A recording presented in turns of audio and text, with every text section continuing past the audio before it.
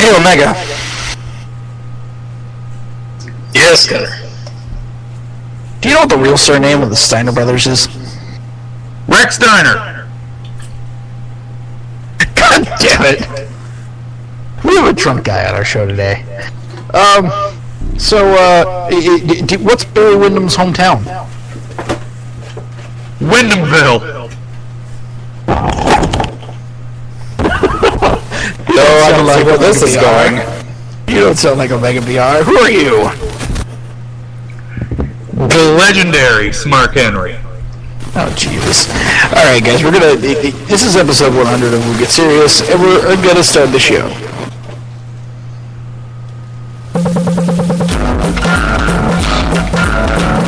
Okay, this entire thing is really confusing. No time for joking around. It's quiet down your shadow. We can progressively. It's no laughing loud.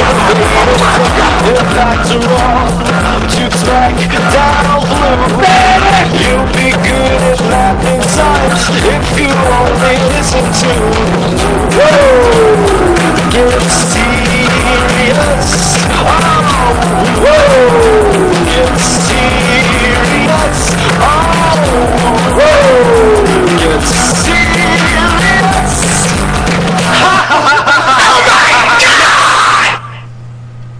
Hey, everybody, and welcome to episode 100 of We'll Get Serious. My name's Gunner, and that, the rudely interrupted person over there, was Omega BR.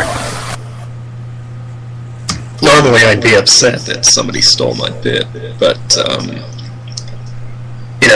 I stopped caring after about episode 8, so... Joining us this week, as per usual, is our wonderful technical producer, Mr. Yankum, yes? Heyo! And this week we have a whole bunch of guests. That's right, we have a whole bunch of guests on the show today.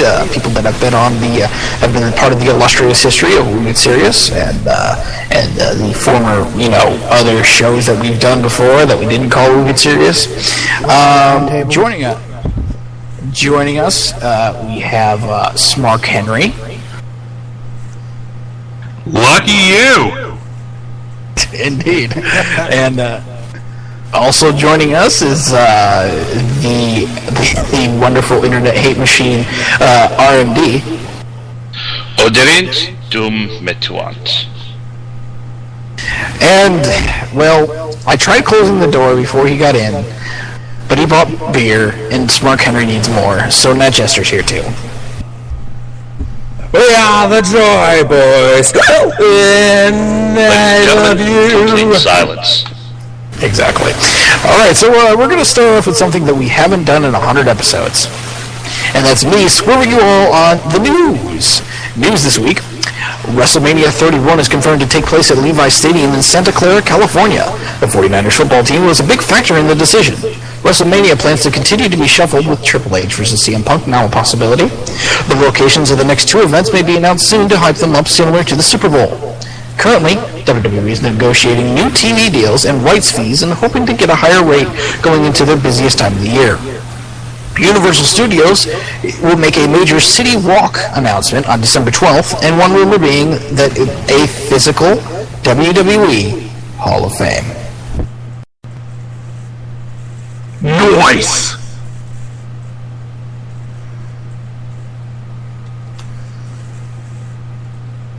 I heard that they didn't want to, the other choice was Philadelphia, and I heard they didn't want to follow the Super Bowl, or they didn't want, something about the Super Bowl, I don't even remember. They didn't want to follow a Super Bowl anymore, they wanted to come before, so that's why they chose Levi's, and plus the whole 49ers team supporting them. That's a shame in my book, because if I had to pick between Philly and fucking California as far as good crowds goes, I gotta go with Philly. Indeed. Well, the thing is, the West Coast has never been a real bastion of wrestling outside of Portland in the 80s and the PWG crowd down in Los Angeles. Up in the San Francisco area, it's not so much a wrestling bastion outside of the Cow Palace, but, that was 30 years ago. So, They obviously wanted a really big place, and they probably just wanted something out on the West Coast. And doing WrestleMania in like Los Angeles again, it wouldn't exactly be necessarily profitable, considering that it would probably be drowned out. If you've noticed that they've been going to markets, relatively speaking, safer in New York, they've been going to markets where WrestleMania for that particular weekend would be the biggest draw in all of that. Well, anybody's going to travel to WrestleMania, no matter where it is. The big rumor is that WrestleMania 32 will be in Texas at the Cowboys Stadium.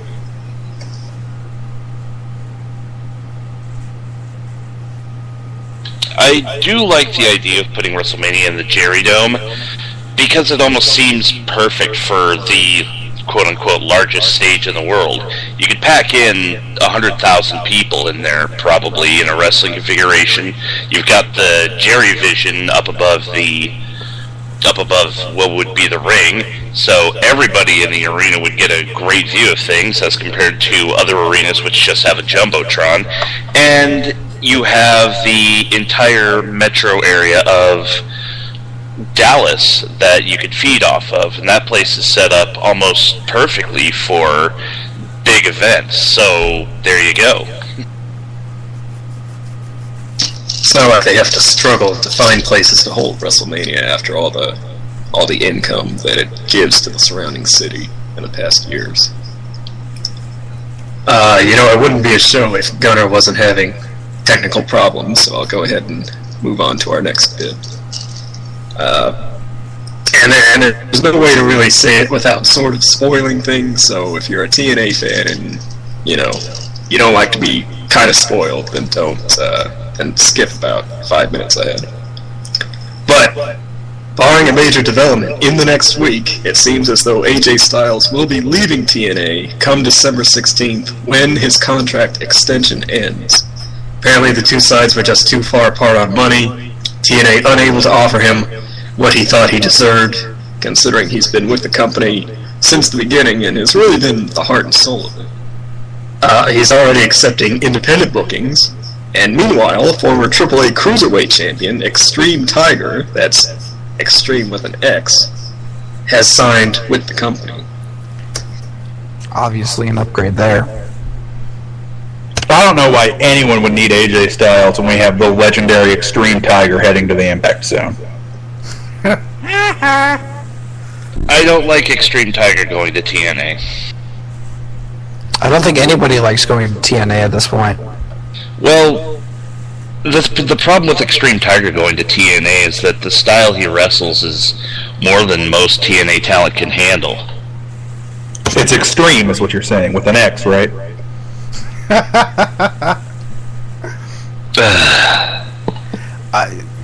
I can't imagine why they would possibly let AJ Styles go. He is TNA. Like, he's been there the whole time. He's one of the few, like, they pride themselves supposedly on their homegrown talent, and now they're letting the guy that they built up to be like the franchise player of the company go. I just TNA, stop it. Okay. It does feel a lot like WWE screwing over Randy Orton after so many years, doesn't it? It just seems kind of weird that they would let AJ go and not give him the money that he needs. I'm just completely surprised that we're sitting here talking about, like, we're sitting here talking about AJ Styles leaving the company. I can understand if this was like maybe 5 or 6 years ago that were to happen, it would have been a huge loss. But at the same time, I don't understand why you would think that AJ Styles it would be like the WWE losing John Cena. I'm just completely taken aback by why would they let him go. Well, listen, the elephant in the room is that they blew all this money with Hogan and going on the road and this and that, and it might not be that they don't want to keep him, it's just that they can't. And, I've actually heard a rumor, too, or a theory, I should say, And it's not so much about keeping Styles as it is keeping guys like Sting. Because, Sting is rumored to kind of, he's doing the whole, oh, I'm done thing again, and these rumors he might be looking at WWE again, and, Sting doesn't come cheap, so... I feel like 5 or 6 years ago, Sting at WrestleMania would have been like a big draw. Like, not that far away ago, but like, Sting is old now, and they keep talking about him having a match with Taker, and at this point, how are they going to build that up? I think TNA has their priorities wrong, if that's what their focus is. Well, I don't think there's a whole lot of building up to that. I mean, if you just say Sting versus The Undertaker, I think that kind of builds itself. At this point, considering that, Sting hasn't worked for Vince at all, ever, and then, Taker has really had very little experience, if not any experience, and there's still two of the last bastions of, like, the past 20 or 30 years that haven't faced each other in the capacity that they should. So, I don't know. I mean, if that's their goal, to keep Sting and get rid of AJ Styles, then they just cut off their nose to spite the face. Moving on. Stephanie McMahon, along with Michelle D. Wilson and George Barrios, have been promoted away from the creative team to lead the company in, quote, executing strategic growth initiatives, end quote, including the launch of the WWE Network and a special event on January 8th at the Wynn Hotel in Las Vegas, likely to announce the network. Creative now reports directly to Triple H, and he and Vince McMahon have the final word on decisions. WWE actually sent several statements to PW Insider on these matters, claiming no date has been set for the network, and Triple H is the head of creative. Apparently, procedure is to talk about SmackDown on Monday afternoon and come up with a main event to plug on Raw, as Raw is being finalized. Smart, first off for that last point. Second off, January 8th at the Wynn Hotel in Las Vegas. Huh. I just also the weekend of the... Sorry, go ahead. That's also the weekend of the big consumer... I think the Consumer Electronics thing, where they had that big convention where... Oh, yes. Yeah, all the TV production and all that's there. And they are promoting WrestleMania this year as the most interactive WrestleMania. If you've seen the new logo for it, it looks like... It doesn't have a 30 on it, it has a little play button on it. It's more like something on a Tron. The second day of CES will be January 8th. It's the January 7th through the 10th is CES, and the putting it on the second day, I think, is an interesting strategic move, because a lot of the focus is on the first and the last days, or at least that's been traditionally. I like the move of putting it at the Wynn Las Vegas, mostly because the Wynn, out of all the hotels, and this is just on personal experience, out of all the hotels in the Las Vegas area, in the Township of Paradise, the Strip and all that, the Wynn Las Vegas probably has the best internet infrastructure, the best communications infrastructure there. So they might be planning something very interesting dealing with that. Well, the rumor is the network, that the network's finally going to be coming and being a real thing, and there's a rumor that, it's going to, if you buy WrestleMania 30, you get it for free, or the other way around, if you buy it, you get WrestleMania 30 for free, so that seems to be what's happening there. I think it's worth noting that these promotions that are happening in WWE do seem like they happen partially as an excuse just to get Stephanie off of creative, because she's now no longer working with creative and working with moms or whatever, whereas the other two have sort of just stepped up in their own field. You can plug in your Oculus Rift and face John Cena in the main event live. Experience taking a 5-knuckle shuffle in the middle of the ring from John Cena. Only if we did it on PlayStation 4. Actually, you know what? That sounds horrible. That's going to be a thing. You guys have spoke it, and now it's going to be a thing. Way to go. Actually, I don't think I want to be seeing in the first person taking a 5-knuckle shuffle from John Cena. Ukes will find out about Oculus Rift in approximately 2035. Oh yes, Vince. And then Vince will be all about it, and then he'll ask you to tout with your Osculus riff. Exactly. Do not distout. Well, you would say that, wouldn't you? I want WWE to use Vine more than Tout, just because Tout is a third-rate platform. Third-rate platform that got my ass on Raw. Just saying. Yeah, that's true. There is that. Omega just linked us I'm surprised they let you image put of the your new ass logo. on Raw. It's supposed to be PG now. I do want to say this about the logo. As far as, the traditional typeface and having it, that compress and then out at the ends, I like that. The new WWE, the new version of the Scratch logo, I don't like. And I don't like the play button taking the place of the 30. That just seems to go against tradition. But then you don't see modern WWE conforming to tradition very much anymore. I gotta still say, don't it's understand. WrestleMania 16. I still don't understand why they don't just take the old WWF Scratch logo, throw an extra scratch on there, and then, that would be perfect. I don't understand why they don't just do that.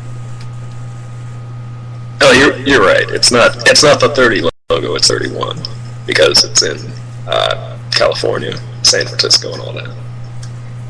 I keep forgetting which ones it is. Yeah, and it also does have that. You remember way back when they announced the network and they had that kind of shiny, stylized version of the WWE logo. That's at the top. Wow, wow, wow, wow, wow. Sorry, that was just the dubstep commercials they used to show for it like 2 years ago when it was apparently coming soon. I think that was probably the most up-to-date version or up-to-date adoption of any kind of social phenomenon that happened in the WWE. Like you said earlier, and as is well known among the IWC, Vince McMahon is very slow to uptake on certain social phenomena, and as such, we don't get them until they're dead for 3 or 4 years. However, they picked up on dubstep right when it was at its peak in America. I just can't wait for myspace.com/WWE. Oh, that ought to be something, yep. No, man, I'm waiting for the live journal. It'll probably be on Friendster soon.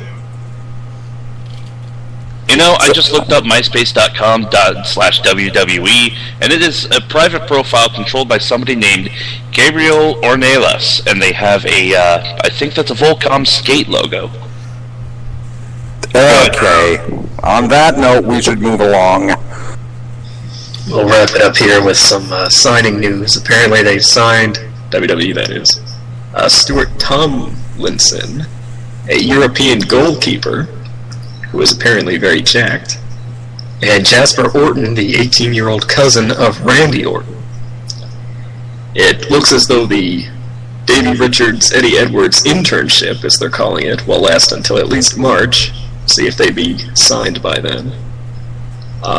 There were rumors, apparently, that they would turn Cameron and Naomi heel along with the budding heel turn of Tons of Funk. However, Total Diva producers put pressure on them not to do so, as the Funkadactyls are 2 of the more popular characters on the show.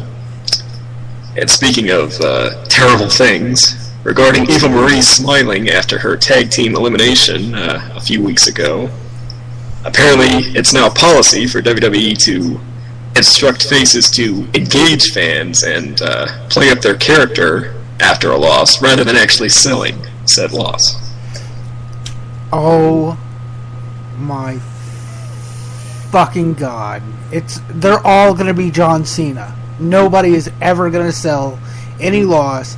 They go out there, they can have their heads cracked open with a chair, and they're gonna be walking to the back, bleeding out of their fucking ears, smiling and waving like it's a fucking parade.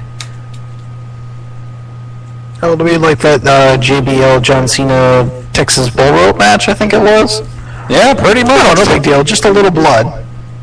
Just a little blood, just a little blood. You might lose half your volume, but it's just a little blood. You can smile, shake that about off. Stuart Tomlinson.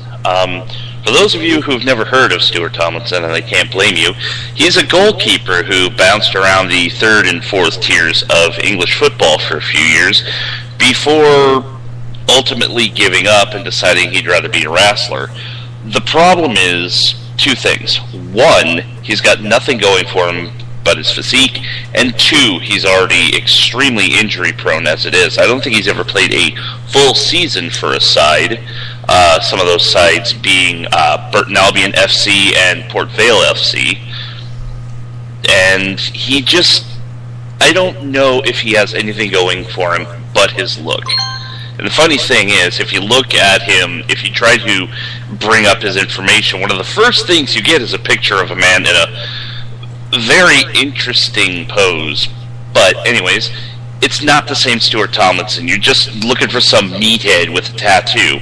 The guy is not going to make it. He's too fragile. He's like Triple H's quads at this point. He's going to get in the ring, he's going to do some shit, and then it's just going to, his legs are going to blow up. He's already had ACL injuries, he's already had ankle injuries, he's already had groin injuries, and as it says in the dirt sheets, he's retired from football due to injury. Why is he coming to the WWE? Why is he getting into professional wrestling if he's that injury prone? Well, because I got an answer to that right there. You said yourself that this guy was big and strong and tall, right? He's a big mastodon. Vince loves big, strong, and tall guys, regardless of their talent. He thinks he can whip him into shape, like, I'm Vince McMahon, and I can make anybody a star if I like them. That sort of stuff. It's regardless of whether or not he's all this injury-prone. Vince thinks he can make him into the next big thing, and just regardless. From the Huffington Post that is, in fact, the same Stuart Tomlinson. Great Khali.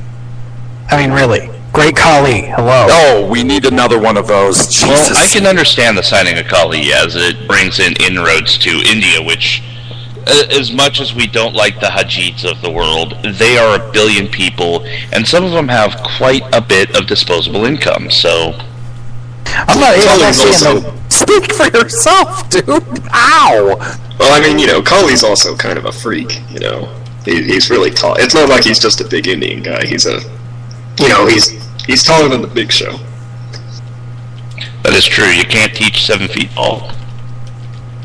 Well, that's another thing. I never really understood why, if you get an injury in a sport, like, knee injury that's so bad you can't play football anymore, but then you go into professional wrestling, I mean, granted, they're not going to be trying to hit you as hard as they possibly can in the ring, but it just seems like so much more of a, you're still working out as much, if not more, and it just seems like such a physical strain.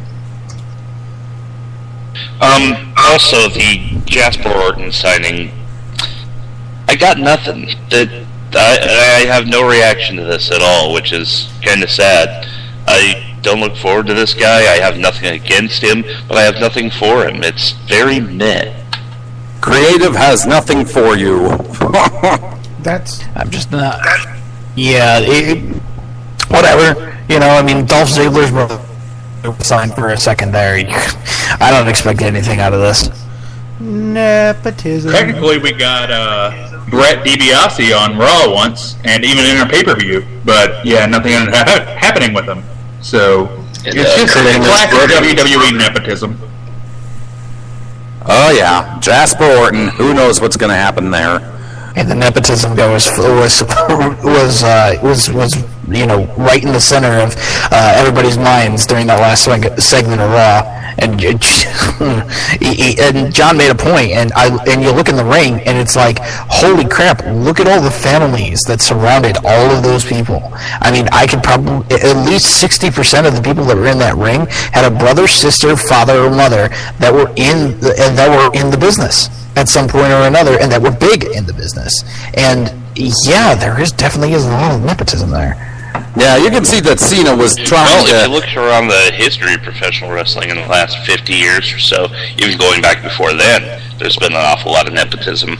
Look at the Von Erichs, look at the Gagnes in AWA, look at... Jarretts. The Jarretts, yeah. I was about to say the Jarretts, but I really don't want to remember that Jeff Jarrett exists. And then, you know, you look at even the roots of the WWF and the Worldwide Wrestling Federation. It was handed down from father to son. Kevin Dunn's job is there due to nepotism. There's all sorts of it going on, and that's just part of wrestling tradition, and it's probably the one that WWE adheres to the most.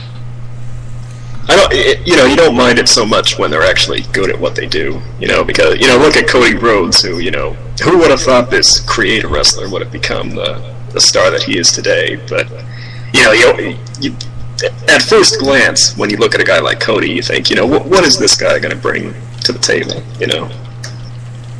I mean, even look at Bret Hart, who really only got his start in business because of Stu Hart. But he ended up being one of the best. But the problem is, not everybody who has family in wrestling is Bret fucking Hart.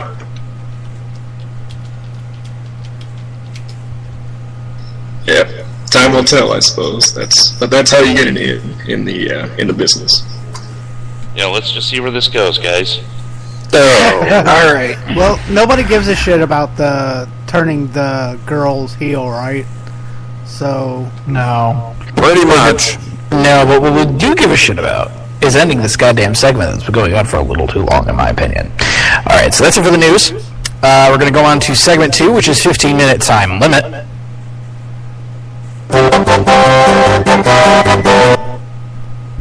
Oh my God! Where'd you What get the that hell? new music? damn it, Gunner. I think we've got our podcast mixed up. Is he gonna That's play supposed it? to be for the after party.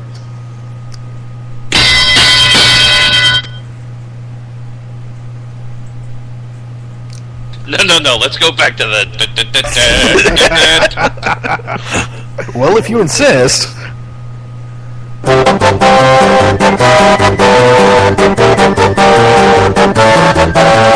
This should be Nat Jester's theme song. Hey, this is a Mario theme, isn't it? Yeah, it's the Mario World credits, I believe. Yes. So we're going to do the 15-minute time limit. This week, since it's episode 100, we're going to do a little circle jerking, and we're going to talk about the timeline of the show. So, when did this start? What year was it? Like I 2010? want to say... Approximately 100 episodes ago. Well, here's the thing. We actually started before that. I want to say WrestleMania 27. I was there for that. Yeah, we had the big everybody crowded in here. There was like 30 of us at least, and I just recorded it, and we all talked about the WrestleMania right afterwards, and then we started doing it for Raw, and eventually it whittled down the Raw roundtables, and then we had the Woodness Day, or Wounds. I'm not sure how to say it. It's Wednesday. Wednesday. Yeah. Wednesday. Wounds Day podcast that we did alongside of the Red Reddington podcast, whatever that is. I'm still mad at you, Red Reddington. I'm just kidding. I love you. We Rip did that. in peace. We did that for probably a year before we finally got into these, and we were boring for, what was it, Gunner, 52 episodes? We were boring. No, it wasn't 52 episodes. We skipped a couple weeks in there, but yeah, we were boring for a long while. A long while. It was at least 9 months worth of boring, where we were basically, the idea was we try to replicate what it would be like. We try to go through everything. We tried to cover Raw review, SmackDown review, Impact review, ECW review at the time. I think ECW was still going at that point. And we just NXT and all that crap, and we just keep going. And the problem was is that we were just going too long, and I hadn't done podcasts before, and I don't think these guys had either. So basically, what happened was we got labeled the boring show. So in response to that, we decided, you know what, screw it. We're going to get rid of this boring show format, and we're going to call ourselves When We Get Serious, because it's when we get it's serious business. That is what we do. It's serious business what we say, and it's serious business, right, guys? All right, right. Serious business. I still remember when this show did its classic coverage of Hackenschmidt versus Gotch, and it really changed the landscape of the internet. What is this serious thing you are talking about? Nothing was ever the same after that. Well, you know, we're just glad to be a part of a historic event like that. And, you know, Omega BR was there in person for that match. I believe he was like the trainer to the reporter for Hackenschmidt. That's right. Mr. Gotch's manager led me by the hand back to the concession area and gave me a large lolly. I've got to stop you right there. Oh my God, because where is this this does story not going? need to turn into what I think it's going to turn into.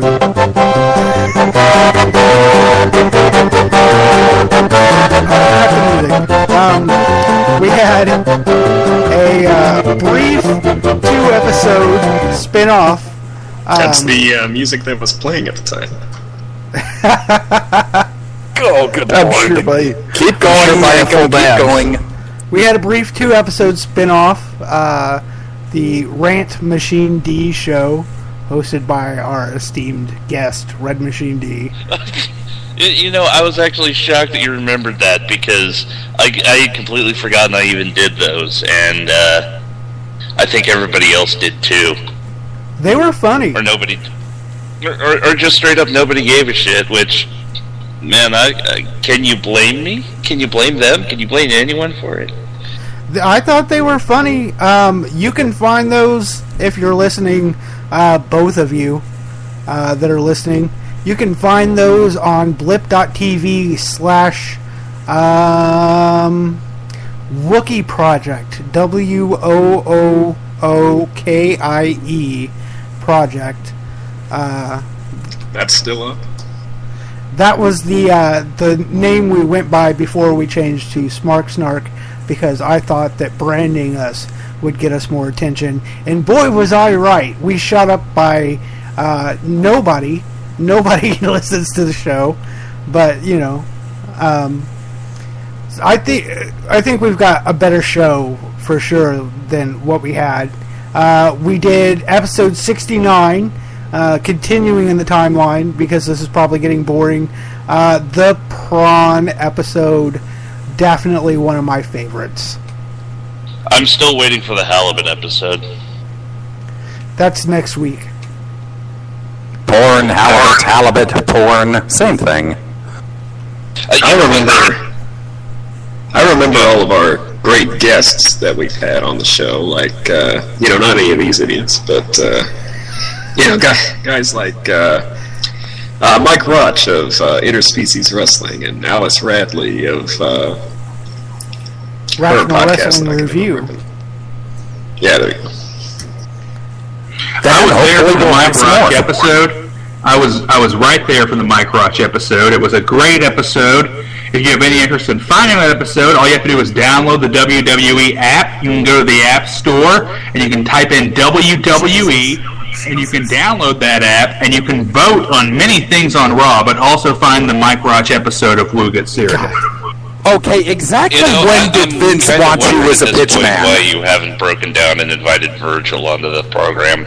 I thought about that, and we were talking about it last week after the show, and we were like, who are we going to get on? And, we threw around some names, and I was like, hey, I bet you if we all threw in, like, $20, we could get Tammy Sunny Sitch on the show. And these guys talk about people who need the money. I'm going to hijack this for just a second. You played the Ted DiBiase clip right there, and I just want to say that we should probably try to get Ted DiBiase on the program, because if he's going to take the time out of his day to receive a promo from my big fat ginger ass, then it's entirely possible he might do a wrestling podcast. You never know. Very well could. I wouldn't be surprised if he did. We did He have does that have guy. a new, documentary coming out. We did have that guy from does? that wrestling school in upstate Indiana. Wrestling School of Rock, which I think Yes, is Wrestling School is of Hard. Rock. All right. So next on the timeline here is somebody will probably listen to this. No, they won't. So we have 8 minutes left, I think, and we have 6 people here. Real quick, we kind of did it a little bit last week. Let's run through this pay-per-view. Man, nothing's changed. The card is exactly the same. My only thing about the TLC pay-per-view is I get the tables match. You know, put somebody through a table. That's excellent. I get the ladder match. Ladder matches have a long, storied, and greatly successful history in the WWE, the WWF. There was some in the WCW that we really shouldn't talk about. But the chairs match just seems lame. The chairs match would have been great if they actually went with my idea. Which was what again? Which would actually be a stretcher match, but instead of a stretcher, it's a chair. And instead of crossing the line, you have to knock your opponent out and sit them in a chair to win. That is your idea? Oh, but that's not PG. But I mean, come on. Kamala lost that match that one time. Yeah, that's true. That one chair match, if you know what I'm talking about. You know, I think your idea is crazy enough to work. You know, that's actually a good point. There's the main event, which is a TLC match, but there are no other matches on the card that fit the gimmick. There's no tables matches or chairs matches or ladder matches. They'll announce a table those. match. Yeah, they'll announce those on Friday. Some of them on SmackDown, and then they'll be like, "Oh, surprise! These matches are in here too" during the pay-per-view, and no one will care. What bothers me also about this pay-per-view, and it's the last critique I have about it, because I do think it's going to come off well, but my problem is that the iconic TLC match, one of the greatest matches in wrestling history, TLC 2, was contested between 3 tag teams, and we don't have anything like that. We don't have a TLC match between, say, the Primetime Players and the Shield or something like that. It would be a pretty prime spot, considering how big they built up the tag teams, the Rhodes and the Shield, that's what the concept of 2 handicap matches, 2 3-on-1 handicap matches, just doesn't appeal to me at all. Can you imagine how over a tag team would get being in a TLC match like that? If you took 2 members of the Shield, put them up against, the Rhodes brothers, you put them up against the Primetime Players, you get a huge spot for Darren Young, and he's going to go over as fuck. You get a huge spot for Roman Reigns, and he's going to get over.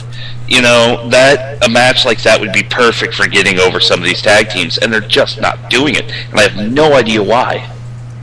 Yeah, the handicap matches, to me, the handicap matches literally seem like they should be on, like, Superstars or Main Event. Yeah, I agree. I don't think they should be that low. I mean, like, that could be a main event on Raw, for example, or like some sort of like 10 o'clock spot or 9 o'clock spot. Oh god, we're talking about 2 top-of-the-hour spots here too, which is like disgusting to me. I mean, remember back in the day when we were doing this show and we didn't have 3-hour Raws? That was a thing, like, in the middle of this. And like, the 2-hour Raws were much more preferable. And oh yeah, remember the Monday Night Wars? Yeah, that happened in the middle of this podcast too. You know what? used to watch the 3-hour Monday Nitros. I really like the 3-hour Nitros, but the thing is, it was a little different than what they're doing with Raw now. They're filling up a lot of those 3 hours now with backstage stuff, with, pimping the app, with vignettes or recaps or whatever, instead of doing what they should and trying to get the undercard over. Do you have the app, though? Because if you don't have the app, you can just go to the App Store on your iPhone or any other Apple device, and you can download. Let's waste another 30 seconds. You can download that app. Samsung Smart TV. Yeah, you can go. All you have to do is you go to the App Store and you type in "Shut Up, Smart Henry," and you can download the "Shut Up, Smart Henry" app. Actually, you just type in WWE. Michael Cole taught me this. You just type in WWE and you'll find the WWE app, and you can download it, you can vote on the Slammies, and it won't count. Zandig, what do you have to say about this? Okay, let's just nip that in the bud right now. There was somebody in the IRC that was posting live, updating links to everything like that, and before the scripting, before the polls were announced, the scripting showed that there were no reviews. There were reviews, but there were no votes cast yet until the polls unlocked. So if they did rig them, it's entirely possible that they did it at the programming level. That doesn't surprise me, because I'm pretty sure that every poll they put up is rigged at the programming level. In every vote that you cast for Natalia Neidhart puts 5 votes for the Bella Twins. Yeah, honestly, Okay, this entire thing is really confusing. Suspicious. It's all suspicious in one form or another. Let's wrap this up. We got about a minute left here. So, any other thoughts on 100 episodes? I'm pretty proud of you guys. And Here's to 100 more, I guess. What else am I going to do with my Tuesday nights? I do want to say that we're about to hit a new level of internet's entertainment, because working on a rather new project coming up with WooTube and with everything else, that perhaps there's going to be an entire world of internet accessibility for the podcast. We're going to have to wait and see where it goes, but I will tell you this. I am going to commit myself to get something through, something big, and I'm going to take Woo Get Serious with me, kicking and screaming whether you like it or not. Something big through. All right. Thank you for that mental image. yes, that metal image. Guess what, everyone? That's it for the 15-minute time limit. Yank of DDS, what do we have going on here for our song going out? Well, I did have Melina's confession going through, but Red Machine D talked too much, so here is Ode to Cobra, shiningwasato.bandcamp.com, wrestling music, the best. Hey, get the fuck back. Get the fuck back. I'm going to kill you. 1, 2, 3, 4. Cobra T. Washington, he is a guy. He gives me money because he is no fool. Because he is no fool. So I wrote you a song because you are cool and you make me videos. I hope you enjoy. I hope you enjoy. One time he took Sin Cara and put him in Spider-Man. It was the best thing ever, and now he is cool. And now he is cool. One time he wore a mask and imitated sad pictures, and everyone laughed. He filled us with joy. With joy. Last verse. I know your real name because you are on Facebook. I'm going to use it against you and have sex with your mom. And have sex with your mom. Just kidding. No, I'm not. Fuck you, dog. Fuck you. Alright, ladies and gentlemen, we will be right back with part 2. And that means segment 3, the kayfabe issues. Bullshit!